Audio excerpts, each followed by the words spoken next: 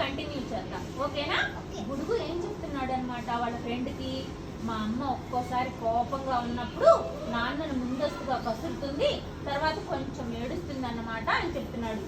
ఏం ఇందాక తలంటికి ముందు ఏదో చెప్తున్నాను కదా బాబాయ్ గురించి, నేను పెద్దవాడిని అవుతున్న కొద్ది జ్ఞాపకం గబగబా రావట్లేదు.